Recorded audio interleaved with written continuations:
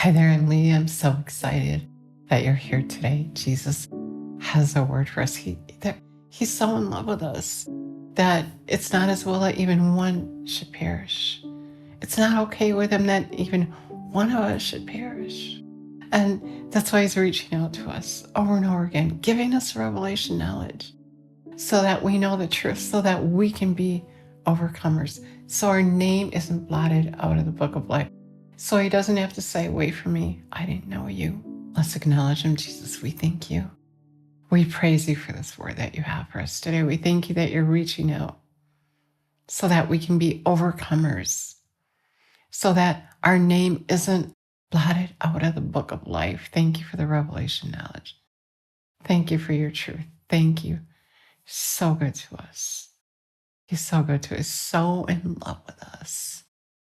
Today he was talking to me about the enemy, and he changed a little bit. 1 Peter 5:6. Let me read this to you in the Passion Translation. If you bow low in God's awesome presence, he will eventually exalt you as you leave the timing in his hands. Pour all your worries and stress upon him and leave them there, for he always tenderly cares for you. Obviously, the enemy uses our cares, our stress. And so Peter's saying, first off, just leave it with Jesus. Last week or so, I was casting my care. The enemy was coming, trying to get me to worry about something, getting a little bit ahead of myself. But I actually felt drunk in the spirit. I had no care. I was laughing and just having a great time, praising the Lord. And the care just left me. And that's what you have to do. Just leave it with him.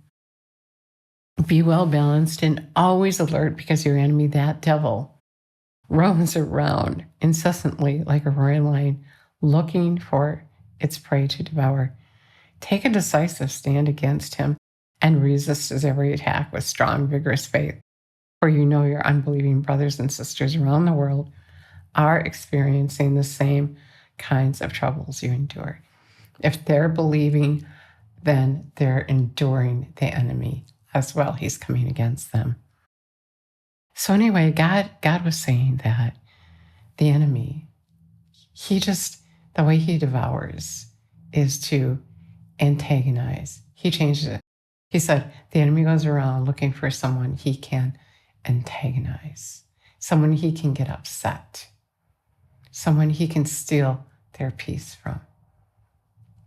And antagonize is someone means to deliberately make the other person angry, hostile, or annoyed. It involves actions or words intended to provoke a negative reaction in another person. And so that's what the enemy wants to do. Can he get to you? Peter is saying, don't let him get to you. God is saying, don't let him antagonize you.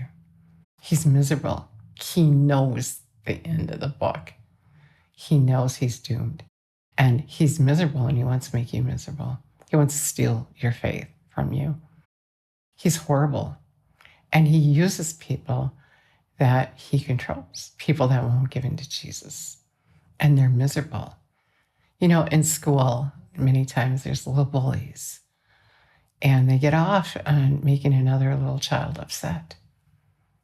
It makes them happy because maybe they're not loved at home. They're miserable. They're not cared for. And then they turn into adults and they do the same thing. But they won't surrender to Jesus. And so they're surrendering to the enemy. And it makes them happy if they can make you sad. You know, if you're in love with Jesus and you're singing and praising the Lord, that makes them angry.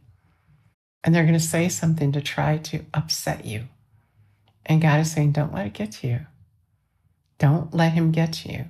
Be aware, know ahead of time, he's roaming around, trying to get to you, trying to steal your peace, to antagonize you. It makes him happy to upset you. You know, he hates God, and you're God's child, and he hates you. And he can get to God by getting to you. But greater is he that's in you than he that's in the world. And so God is saying, submit to me. Bring all your care to me so he doesn't have a way in. James 4:7 and the Passion Translation. So then surrender to God, stand up to the devil and resist him like Jesus did. Get behind me. I'm in authority over you, you not me. And he will flee in agony. Move your heart closer and closer to God, and he will come closer to you. But be sure that you cleanse your life, you sinners, and keep your heart pure and stop doubting. Don't let him get you to doubt. I had a friend, I was teaching her how to receive healing some years back, and she was resisting pain. And these little demons showed up and said, do we really got to go? And she's such a nice, sweet person. She's like, they were so cute. It was hard to say no, but she said, yeah, you got to go. They do what you tell them. You're in authority over them, not them, you. And God is saying, resist them. Surrender to me. Believe me. Stop doubting. Resist him. Resist them. And they will leave. They will flee. So Jesus was saying, therefore, if you allow him, those who tolerate him, he's going to just keep coming back. Just like those little children, they get so upset and they're tolerating those bullies instead of standing up to them. And those little children grow up to be adults that do the same thing. Don't tolerate them.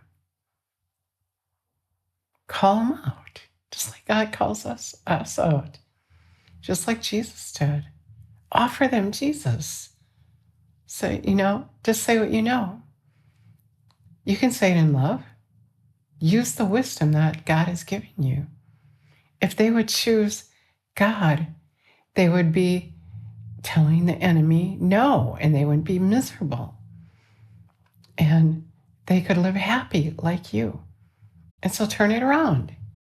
Don't let the enemy don't tolerate what the enemy is trying to do in your life, but show that person who Jesus is. Don't tolerate it. Be kind. Love that person. Let them know what's happening, why they're so miserable. Jesus is so good. He's so in love with us. He has so much to teach us. And he's saying today, don't tolerate him. Don't let him control you. Don't let him antagonize you. But be aware. Be sober. Be vigilant. Know that you're going to get up in the morning. He's going to try to get to you somehow, some way. And he's going to use people. He's going to come in your thought life, try to get you to doubt. What did James just say? Surrender to God, stand up to the devil, resist him. I'm going to believe what God said to me. I'm not going to doubt. I refuse doubt. I'm not going to do it. I'm going to believe God. And look at the word. Look at the word. Listen to the word. Stop listening to that ugly voice that tries to get in your head. Take captive every thought and change it.